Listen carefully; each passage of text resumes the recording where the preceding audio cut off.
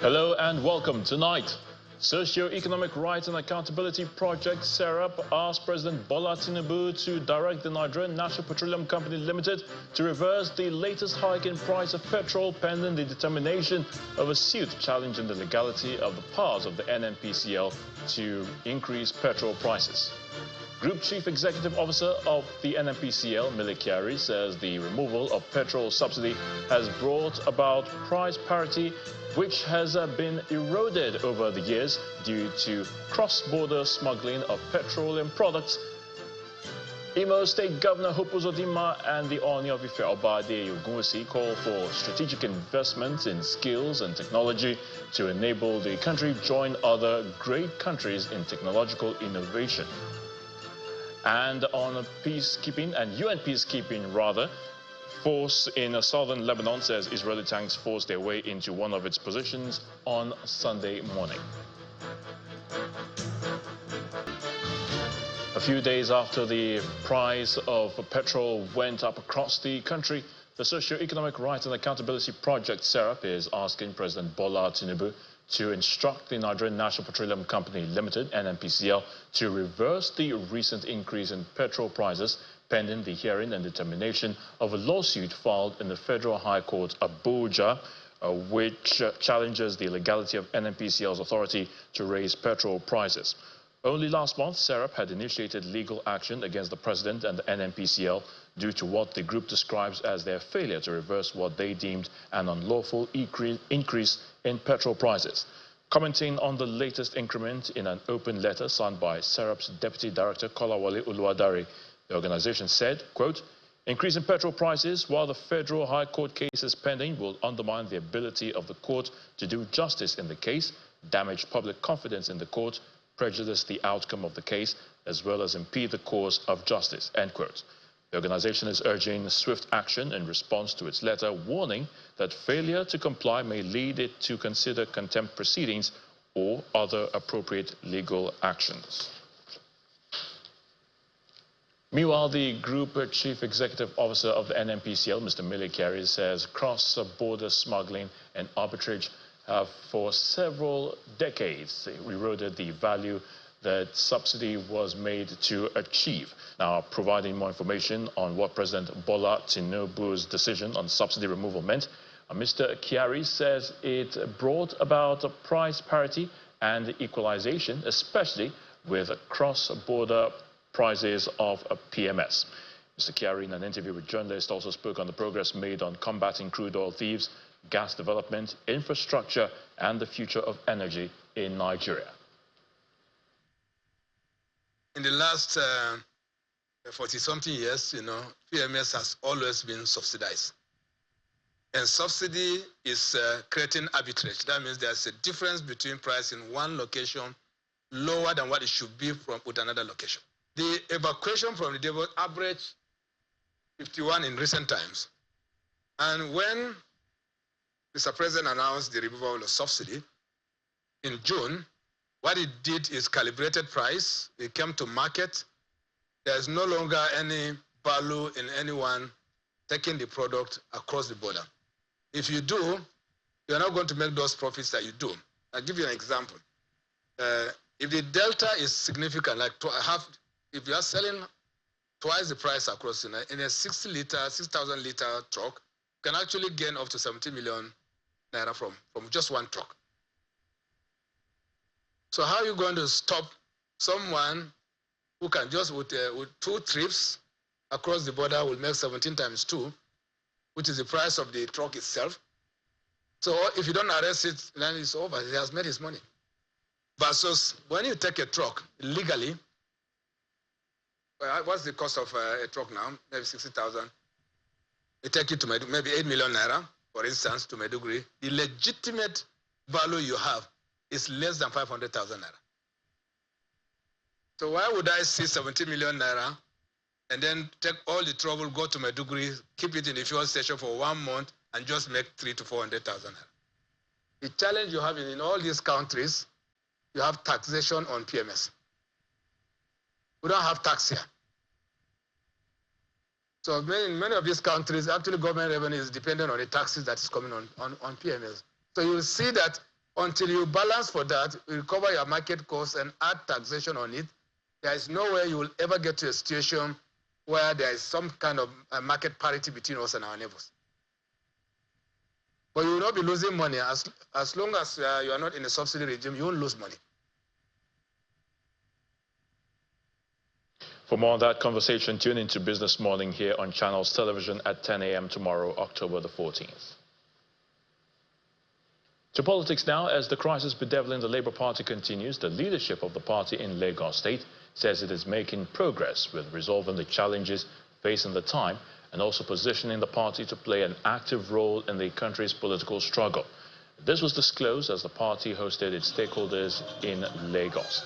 The LP's governorship candidate in the 2023 election in the state, Gbadebo Rhodes Viber, and the national coordinator of the Obedient Movement, Mr. Yunusa Tanko, were among those who attended the meeting, which they claim is meant to foster a stronger and more unified Labour Party.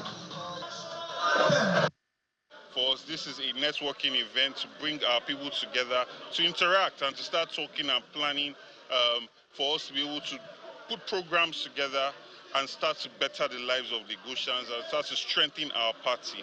There is no political party that does not have one issue or the other. Politics is a contact sport. You see what's happening with the APC even, see what's happening with the PDP. And so we have things going on in Labour Party. But what is most important is that we are willing to come together. We are willing to have a political solution to whatever issues that we are having. But more than anything, this activity that we are doing here is to bring everybody together, is to come and celebrate, because every time you are hearing about Labour Party recently, it's in a negative light, as if we are always fighting. But no, today we are not fighting. The aim and objective of meeting here is just to formalize and mobilize people. You know, in the 2023 general elections, we've been accused of not having structures along the line. So we intend to build this particular structure in 176,000 all across the Federal Republic of Nigeria. Meeting in Lagos today, you know, Lagos is the center of excellence. Meeting in Lagos today is an opportunity for us to globally mobilize everybody along that particular line to ensure that we cover all the threshold and all the looks and cranny with our numbers. Because politics is about the game of numbers. And we intend to show it by ensuring that we cover all the polling units cut across the Federation. And we are starting and inaugurating this particular movement in unison with everybody together here in Lagos. A member of the People's Democratic Party Board of Trustees and former governor of Ekiti State, Mr. Ayodele Fayose, has shown his displeasure over the crisis rocking the party. Mr. Fayose explains that respectable members of the party have made a mockery of suspensions and counter-suspension. He spoke on our political program, Politics Today. The current situation in our party has made a mockery of suspension and counter-suspension. Has made a mockery, especially at that level of leadership. And sadly enough, current situation in the party has taken the party so low, the level of embarrassment that is most unnecessary. Not due respect to our governor, managing their state wonderfully well. Where's the party? What are we talking about? Do we say the party is in shape? Well, elections has come and gone. No doubt there was a G5 network. Elections had come and gone. And because the party suffered a loss, I think the consequences of that loss is haunting the party. The mismanagement and the arrogance of a few today is haunting the party. And he said when the head is sick, the whole body is gone. So it will need God's intervention. We need a miracle for this party to be put together again. Former Ekiti State Governor there, Ayodele Fayose, is speaking on our program Sunday Politics. Nigerian airline Air Peace Limited has been reacting to media reports on the United States Department of Justice indictment against its chairman, Mr. Allen Onyema, and Chief of Finance and Administration, Mrs. Ejiro Egaga. Now, a statement published on the DOJ's website says Mr. Onyema has been charged in a superseding indictment with obstruction of justice for submitting false documents to the United States government in an effort to end an investigation of him that resulted in earlier charges of bank fraud and money laundering. The statement reads in part, quote, after allegedly using his airline company as a cover to commit fraud on the United States banking system, Onyema, along with his co-defendant, allegedly committed additional crimes on fraud in a failed attempt to derail the government's investigation of his conduct. But in its reaction, the airline, in a statement released today, says while the charges had been expanded, it would be essential to emphasize that they were mere allegations and the case was still in court. The carrier statement also said its chairman has consistently cooperated with authorities throughout the process. Part of the statement reads, quote, these charges leveled against our post holders are part of an extended legal process stemming from earlier accusations of financial misdeeds that date back several years, end quote. The statement also says that Air Peace had continued to operate without disruption, upholding its commitment to effective services. The Imo State Governor, Hope Uzodinma, is asking the federal government to invest in skills, technology and innovations that will cultivate a skilled labor force and a knowledge-based economy as the country gradually focuses on diversifying the economy from over-dependency on oil. Governor Uzodinma, who disclosed this while delivering a lecture at the maiden convocation ceremony of the Ojaja University in Ilorin, the Kwara State capital, was represented by his deputy, Mrs. Chinyere Ekomaru. According to Mrs. Ekomaru, with Nigeria's vibrant youth population and limited formal job opportunities, investment in these vital areas is imperative if Nigeria is determined to join other great countries in technological and economic revolution. Our country is currently faced with numerous economic challenges, including high unemployment rates, a skills gap in the workforce, and a growing population of young people who need to be educated to enable them compete and find a niche in the globalized world. As the nation strives for economic resilience in this era of globalization, the role of education, particularly higher education, becomes crucial. Private universities in Nigeria have emerged as vital contributors to the production of skilled workforce that can adapt to the evolving demands of the economy. The future of our great nation lies not in the oil beneath our soil, but in the potent skills and knowledge in up our skull. Private universities have a pivotal role to play in incubating this potential. They can be the fertile ground where the seeds of innovation are sown, where the samplings of entrepreneurship are nurtured, and where the trees of knowledge grow to provide shade and substance for generations to come.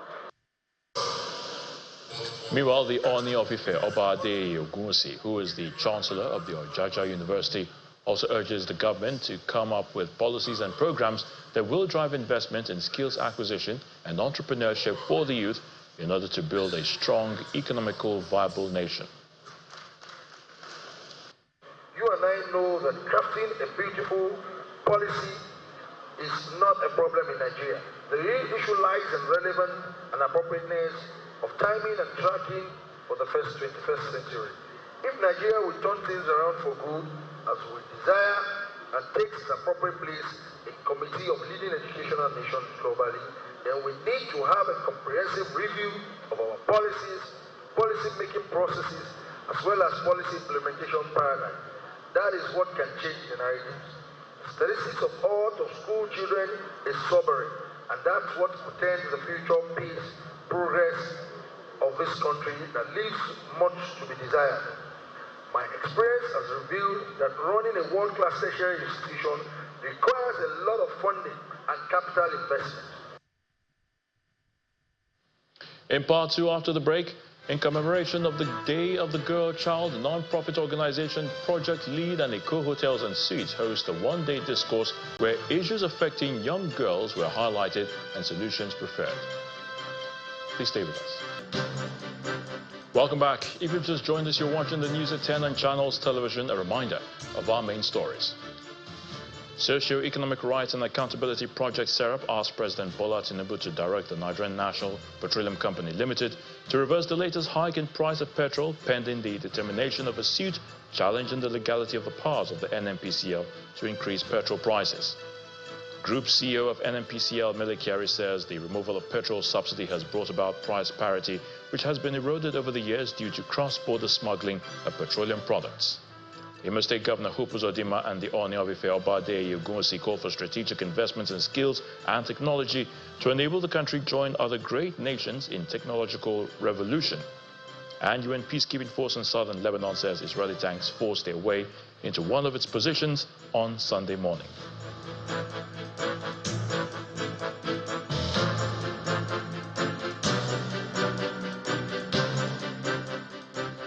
In what can be described as a long-awaited move, indigents of Idato North and Idato South local government area of Imo State can now heave a sigh of relief following the commencement of work on the popular Idato Gully Erosion Site, offering renewed hope to the affected communities.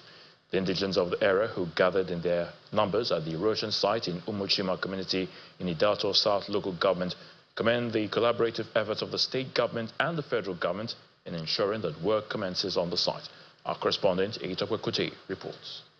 The sight of these bulldozer and excavator machines working on the popular Idato Gully Erosion Site is no doubt a sign that the countless pleas and prayers by the people of Idato is now becoming a reality. This is coming a few weeks after the House of Representatives Committee on Ecological Funds visited Imo State to assess the level of devastation.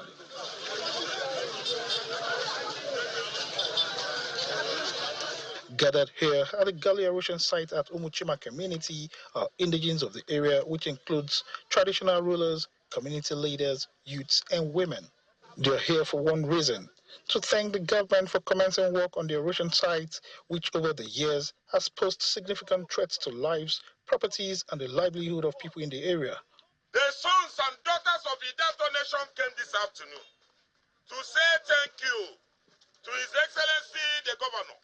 Since other people could not remember us, he has remembered us today. We want you to go and give the Executive Governor our words.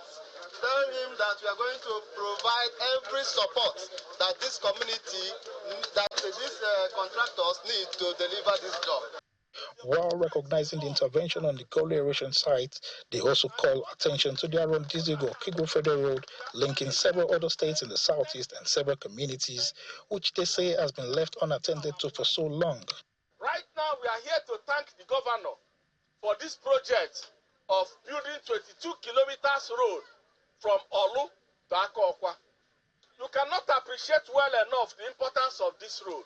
But if you know that that is the road that connects all the way from Owerri, you get to Olu, then you go to Anambra, from Akokwa to Oga, to the whole of Anambra, Enugu. While explaining the economic importance of the road to the people of Idato, they appeal that the road is completed in due time so business and economic activities, which has been crippled for so long in the area, can be resuscitated. So the construction of this road is going to give leeway to so many things. So this is going to give a rebirth to Idato North Nation, because this road links so many areas in Idato, and this is a very vital road, which is a road that whenever you mention it, it comes to limelight in the whole of Nigeria. Hopefully before the next rainy season, the road will be completed, and this no doubt will herald a new beginning towards economic recovery, sustainable development, and a more secured future for the people of Idato. Eitokwe Kuti, Channels Television News. An international organization known as the Forte Foundation, accompanied by some civil society organizations, has visited the management of the hydrocarbon pollution remediation project HYPREP to discuss areas of collaboration in the ongoing cleanup efforts in Ogoniland. The visit aims to foster better partnerships between the CSOs and HYPREP. Our correspondent, Deborah Agbelama, reports. The delegation, which includes members of the Forte Foundation and civil society organizations, began their visit at the HYPREP head office in Port Harcourt, where they hold a meeting with HYPREP's management. After the meeting, the project coordinator, Professor Nenebari Nizabe, speaks to journalists and shares some key points discussed during their session. With a good understanding of the carbon stock and the help of the civil society, organic communities can be linked to climate finance, artisanal refining. It's also an area that civil society organizations can help sensitize the locals about the implications of oil theft and artisanal refining. Representing the Forte Foundation, Mr. Emmanuel Koyole explains the purpose of their visit to River State and why they are meeting with HyPrep. Our focus is on how to make a contribution to address the impacts of communities and the people whose lives and livelihoods have been over the years wrapped in natural resource extraction, particularly oil, gas, and mining. And so we are here to have a better appreciation and understanding of the work of HyPrep in this area, but also to inform our own work as a foundation and how we can seek necessary collaborations to be able to address this major issue. Following the meeting, the delegation goes into an inspection tour to assess the progress of some HyPrep's major projects. Their first stop is the remediation site in Eleme LGA, where they observe ongoing efforts to reverse the damage caused by oil pollution. They also visit the mangrove plantation. Next, they visit the Center of Excellence and Environmental Research in Kano LGA, a key project focused on long-term restoration through research and innovation. After visiting the sites, the delegation speaks to journalists, sharing their views on the cleanup efforts and emphasizing the importance of international collaboration to achieve environmental justice for Ogoniland. The cleanup is going on. By the things we have heard, the things we have seen, right? There is work going on and work is in progress. We know that Ogoniland is just 4 local government areas in the Niger Delta, which is a mass polluted space. And there's cleanup required everywhere. We also learned that more than 1 million mangrove trees has already been planted at the Bomu shoreline. That also is a huge and ambitious project, and they are still planting. So it's showing that something is being done to remediate the shoreline, to restore the mangrove, and also contributing to restoration of livelihood. While some progress has been made, the hope of the Ogoni people is that their land will one day be fully restored. Deborah Balama, Channels Television News. In commemoration of the 2024 International Day of the Girl Child, Project Lead, a non-profit organization in collaboration with Eco Hotels and Suites, hosted a one-day discourse where issues affecting young girls were highlighted and solutions preferred. The event, which held at the Eco Hotels and Suites, brought together women professionals who used the event to enlighten the students present, drawn from 8 schools in Lagos, on self-protection against sexual abuses and how to build a sustainable future for themselves. The Fantasia Hall of the Eco Hotels and Suites in Victoria Island, Lagos, is playing host to 72 young girls drawn from 8 secondary schools as well as women professionals. Director, Sales and Marketing of Eco Hotels and Suites gives an insight into what women have been able to achieve. From scientific laboratories to creative studios, women are bringing dynamism and unmatched creativity to leadership roles that are crucial and inspiring. The event starts with book reading, followed by a panel session where participants share some useful protection, empowerment, and nutrition tips for girls. There should be a legislation that says from primary school to secondary school, children, especially girls, should learn some vocation or learn some skills because you'll be better for it. Whether private or not, no touching and do not touch anyone. And then if anyone does that, please kindly tell your parents. incorporation of sex education into our curriculum is very, very key, and that should be looked into. Nutrition should be something that starts from home. The parents, should be more interested in what to give that girl child. The hospitality and tourism industry. Next is a debate focused on the hospitality industry and Nigeria's economic development. The program generally has been really empowering, and I've learned a lot of things, and I would say I was happy to be part of this. And about winning, it's nice, it's good, because success feels good when you work for it. Organizers speak on the significance of the event marking the International Day of the Girl Child. People that are thriving in their own spaces, that are women, bringing them together to speak to these young girls is something that we are very certain, will do a lot, in their lives. It's important for us to empower girls with relevant information about how we can prevent or reduce the likelihood of gender-based violence occurring. I think that this is a very powerful platform to encourage, to mentor, to emotionally connect with girls that aspire to lead us in the future. As the world marks another day of the girl child, one can only look forward to implementation of suggestions put forward that will be implemented in order to give the girl child a better future.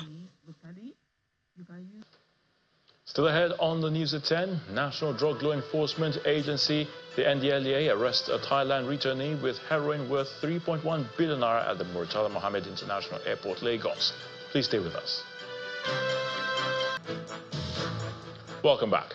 The current price of petrol in Nigeria remains a talking point everywhere. Now, for millions of Nigerians, 1,000 naira per litre is their new reality. Tonight, Babajide Ogusowo, founder of Leadership by Data and Channels Television's data analyst, is right here to share more updates about the outlook of petrol pricing in Nigeria, especially as it affects Nigeria's overall economic growth and development. Babajide, great to have you again.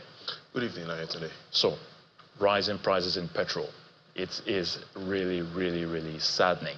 Phenomenal, if I should say. But the question perhaps many Nigerians want an answer to is, who is to blame for all this? Who is to blame? Looking at the evidence, the first is the Major Marketers Association of Nigeria. There's no evidence that we should blame them. There isn't evidence that we should blame the independent petroleum marketers as well. And there also isn't evidence that we should blame Aliko Dangote. Aliko Dangote, yes, avoided talking about how much price he will sell his petrol because he knew his petrol wasn't going to come cheap. He talked about quality. So we perhaps shouldn't blame Aliko. Should we blame the NNPC? And I carefully have studied the management and the books of the NNPC, right from their first GMD, Dr. Jackson Obaseki, to Professor Funsho Kupolukun, to Abubakar Yaradua, and now to Mele Kyari. 11 GMDs since 1999. And again, there isn't sufficient evidence to show that the NNPC today and Mele Kyari and all the 10 others before him should be blamed. So to your question, who should be blamed? The answer is the state of the nation. And by the state of the nation, Ayotunde, there's some good and there's some bad news. I'd like to describe the bad news to you before we go into what exactly do I mean by bad news.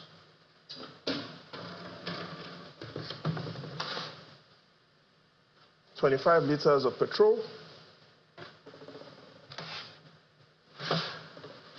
I would want you to just focus just for 5 seconds on what's in front of you. Just for 5 seconds.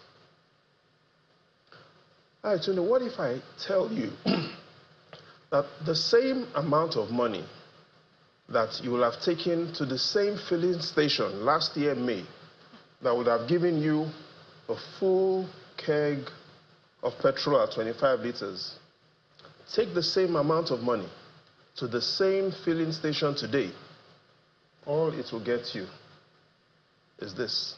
And this is not an exaggeration. Same amount of money. This time last year, May. Same amount of money will have gotten you this. Same amount of money today will get you only this. That is the bad news. But beyond this, the question is, what more is behind this bad news? And the summary, Ayotunde, like I said, the Independent Petroleum Marketers Association really shouldn't be blamed. That's misinformation. Neither should MoMA, neither should Dangote, neither should Aliko, neither should the NNPC. Let's take a look at the chart of the week, because it provides more information about who is to blame. Look at the official exchange rates. The evidence shows there's an 0.99 correlation, approximately a 99% correlation between Nigeria's exchange rate and its petrol price. 2015, official exchange rate 197, petrol 87 naira. 2016, a year after, official exchange rate went to 305, petrol went to 145. And 2016, 17, 18, 19, official exchange rates stayed the same, petrol price stayed the same. By 2021, official exchange rate had gone to 414 naira by December. The petrol price had moved to 173. A year after, official exchange rate 451, petrol 190 naira. 451, petrol price 190. And when the official exchange rate went to 900 naira, followed the similar trends to 617 naira. Now we're looking at 1,605 naira for the exchange rate, petrol price above 1,000 naira in several locations. In simple terms, petrol price has about a 99% correlation to what Nigeria's exchange rate is. In simple terms, if the exchange rate keeps rising, no matter what Ipman, MoMA, DAPMan, whatever they want to do, petrol price will keep rising. So, Babajide, before 2015, really, how volatile was the price of petrol? These trends have been always there. Let's take a look at what has been our petrol price regime since 1970, because it clearly shows that what goes up does not always come down. Here's what I mean. 1970, 5 kobo per liter. By 2000, it had moved to 20 naira per liter. By 2020, 145 naira per liter. If you look at every decade, petrol price keeps rising. If these trends continue, we will be looking at petrol price per liter in excess of 3,000 naira even before 2030. That is the real challenge out today. So how easy, I mean, was there an easy way to really quantify how much the rising of a petrol price affects, families and businesses? I mean, looking from the increases that we've seen. So here's how I want you to look at it, and I want you to carefully listen to what I'm about to say. In Nigeria today, the median age, looking at our 240 million population, the median age is 18 years old. 18 years old is also the age where you start your journey towards adult life. So the question is, how much did President Bola Tinubu buy petrol when he was 18 years old? The answer in our record book shows that it was at 5 kobo per liter. The question is, how much did Senate President Godswill Akpabio buy petrol when he turned 18 years old? The evidence shows that petrol was being sold in Nigeria then at 15 kobo per liter. How much was petrol when Vice President Kashim Shettima turned 18 years old? He bought petrol at 20 kobo per liter. Our top 3 leaders, when they started their journey towards adult life, never even bought petrol at 1 naira per liter. So the question is, for that adult Nigerian man and woman that is starting life into adult life, petrol is now being sold in several locations at 1,000 naira per liter. Let's take a look at what has happened exactly since May 23 last year. The evidence from the National Bureau of Statistics shows the top 3 locations where petrol is being sold at the highest price. The Northeast, as at August 2024, 908 naira. The Southeast, 880 naira. The Northwest, 858 naira, and on and on. Again, this has political implications because let's not forget, going into the elections, the Northeast, Southeast, and the Northwest, the president didn't get up to 50% of the votes. So as we round up, Babajide, what's the next scene in this action-packed, petrol series? Because it's really, that's what it is. Yes, it is, as you described it, action-packed series. I would like us to end by looking at the fact of the week, because that allows us to look at and talk a bit about the solutions as well. And taking a quick look at the fact of the week asks us that Since when has Nigeria's inflation rate been above 10%, double digits as we call it? March 2013, February 2016, or November 2021? The answer is B, February 2016. But Tunde, I would like to explain to you why this is important. Between February 2016 till to date, Nigeria has had its longest inflation streak in its history.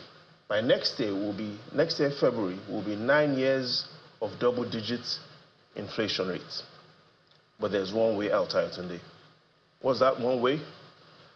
I'll give you more information next week. We'll definitely look forward to that. Babajide Ogusanwo, thank you for your thoughts. Would you rather keep my 50 liters or will you continue with the news? I'll continue with the news. Thank you once again. Pleasure is all mine. In line with its rural and urban transformation drive, the Kaduna State Government says it has awarded contracts for the construction of 63 asphalt roads across the 23 local government areas of the state, with some of them already completed. The Managing Director of Kaduna Road Management Agency, Abdullahi Baba Ahmed, who made the disclosure during an inspection of some ongoing road projects and completed ones in Ikara and Soba local governments, say the roads will be ready within 12 months. He explains that the project will enhance connectivity between communities and significantly boost farming businesses and other economic activities in the state. The administration of Governor Obasani has embarked on the construction of roads across the 23 local government areas of Kaduna State in line with its rural transformation agenda. The Managing Director of Kaduna Roads Management leads his team to the project sites. The first port of call is the Kilometer 31 access road from Ikara Sayasiapala, expected to improve transportation for farmers and traders, as well as connect to neighboring Kano State. The team also inspects the reconstruction of the 10-kilometer Takalafia feeder road in Soba local government area. Other projects are the construction of 2.6-kilometer access road from Tachira to Kadarko and the construction of a 28.7-kilometer Tachira Mai Kawun Asu access road. We are very much satisfied with the level of work and the quality.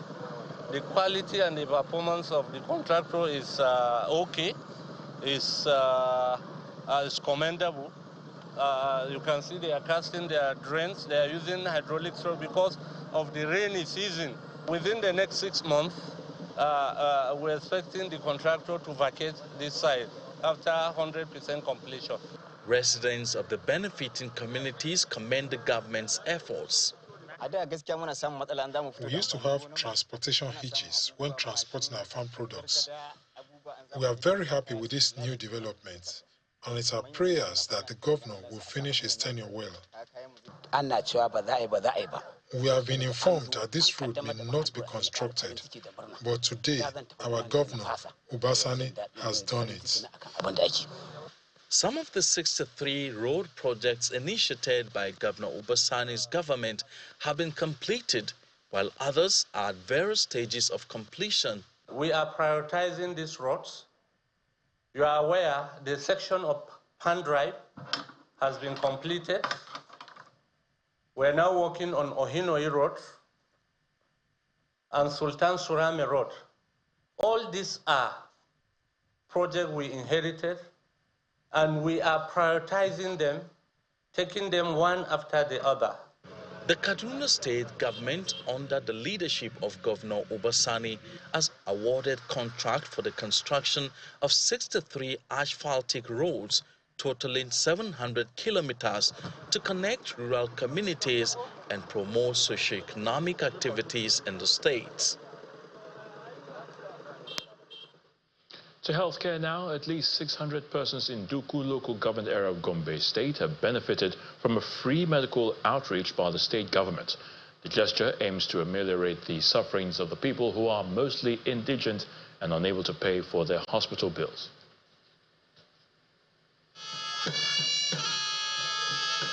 These residents of Duku local government area of Gombe State are here to assess free medical care provided by one of the commissioners in the cabinet of Governor Inua Yahaya. in commemoration of the governor's 63rd birthday anniversary. Governor Yahaya recently bagged the National Excellence Awards in Public Service in the health sector, an achievement which, according to the organizers of this outreach, buttresses the commitment of the governor to transform the health sector in the state. This government has done quite a lot, provided 3 brand new general hospitals in each of the senatorial districts. We have 114 renovated primary healthcare centers. Another 114 are being slated for another round of renovation. You know, Go Cares had come, the Go Health, the establishment of the Hospitals Management Board. You know, the Primary Care Development Agency has been revitalized and, you know, improved for efficiency. The medical team from the National Association of Resident Doctors highlight some of the services being provided. As I'm talking to you now, we carry out more than 35 surgeries, which includes hernias, lymphoma excision, hydrocelectomy, A&D, which is incision and drainage, as well as appendectomy. But as I'm talking to you now, there are other procedures that are on the list that are waiting to be carried out. For the beneficiaries, the outreach strengthens the far-reaching efforts of the governor within the universal healthcare space. Over 600 people are billed to receive various interventions. Some of them are going for surgeries, some of them are going for medical advice, some of them are going for medication and review. So at least we give thanks to Allah for making us to have such a son. It's very excellent. This outreach is not the first time. This is a continuous exercise that is being done in the local government, and it's helping so much people. It's bringing government closer to the people by doing this outreach. As the people of Gombe State look forward to more dividend of democracy, the state government has embarked on building 2 primary healthcare centers in all the 114 wards in the state and 3 ultra-modern secondary healthcare facilities in the 3 senatorial districts. Operatives of the National Drug Law Enforcement Agency, the NDLEA, at the Murtala Mohammed International Airport in Ikeja, Lagos, have arrested a Thailand returnee, Ogwejofor Nemeka Simon Peter, for importing 13.30 kilograms of heroin worth over 3.192 billion naira. Now, operatives at 3 of the nation's seaports also intercepted large consignments of opioids with a combined monetary value of 22.7 billion naira.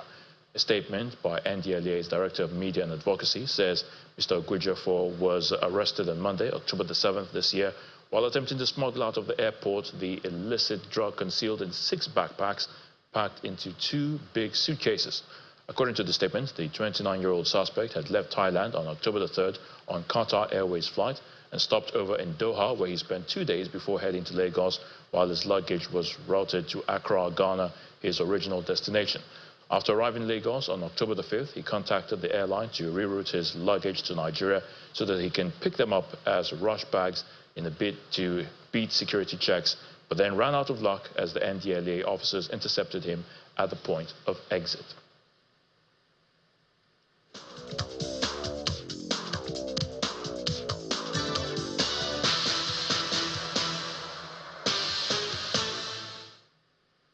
Remo Stars have reclaimed top spot in matchday 6 of the Nigeria Premier Football League with a 3-0 win against Nasarawa United in Ikenne, Ogun State earlier today. Sikiru Alimi, Stanley Joseph and Ismail Sadiq got the vital goals as Remo Stars lead the table with 15 points from 6 games. Rivers United dropped to the 2nd position with 14 points after holding host Katsina United to a goalless draw. Aqua United have finally recorded their first win of the season with a 2-0 victory against Kano Pillars at the Nest of Champions in Uyo. Endurance Ebelebiri and Friday Apollos are on the score sheet in that game. While Niger Tornadoes played out a 1-0 draw against Lobby Stars, Bayelsa United beat Plateau United. Abia Warriors also beat Kwara United by the same scoreline, 1-0 in Umuahia.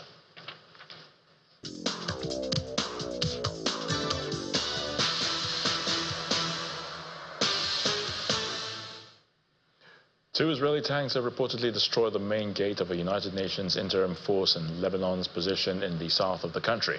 The clash follows the Israeli Prime Minister Benjamin Netanyahu's call on the UN Secretary General Antonio Guterres to remove peacekeeping forces in southern Lebanon immediately. 15 peacekeepers have reportedly been injured by smoke from rounds fired by Israeli tanks following the incident.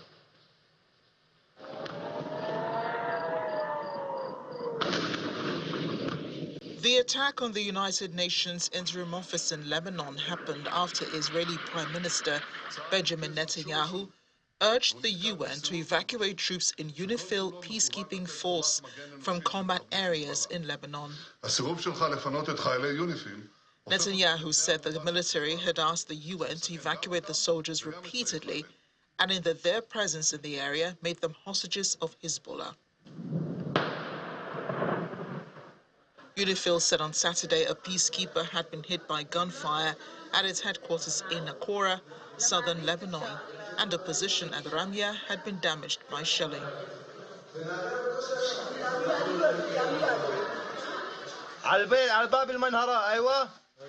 It comes as the Israeli army on Sunday published a video showing what it said was a Hezbollah militant entrenched in a tunnel in southern Lebanon.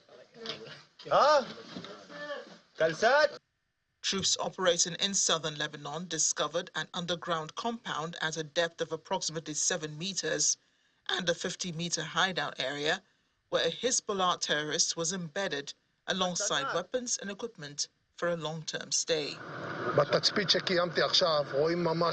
Israeli Defense Minister Yoav Gallant said on Sunday Hezbollah fighters will not be allowed back into southern Lebanon's border villages, which they've turned into underground military posts stocked with hundreds of weapons.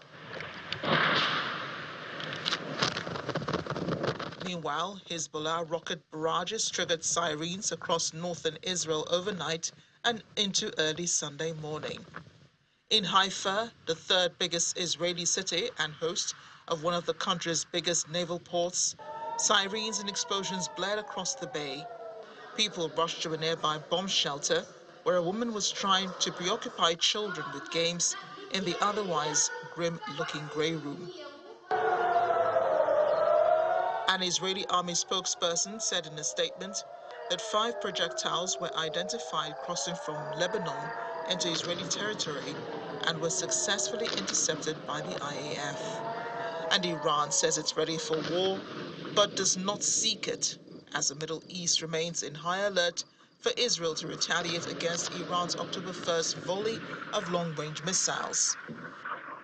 Foreign Minister Abbas Araghchi made the comment appearing intended to counter suggestions that Iran would absorb an Israeli strike without response, as it did earlier this year when Israel last struck Iran after an attack of Iranian missiles.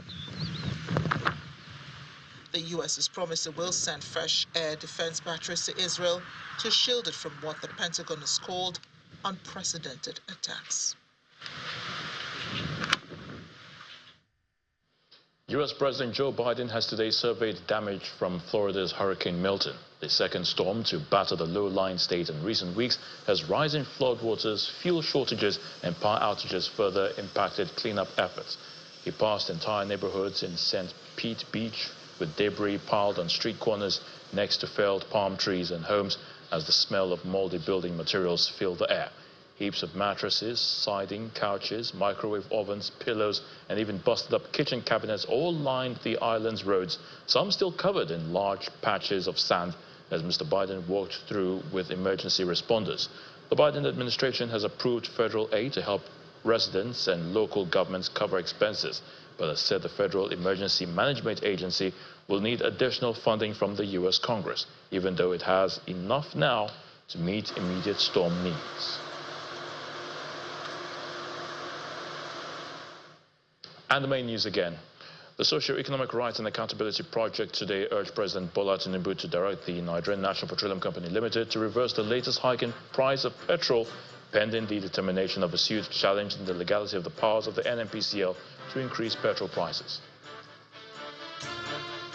That's the news at 10 tonight. Thank you so much for watching. I'm Ayo Tunde Balogun. Do have a good night and please stay safe.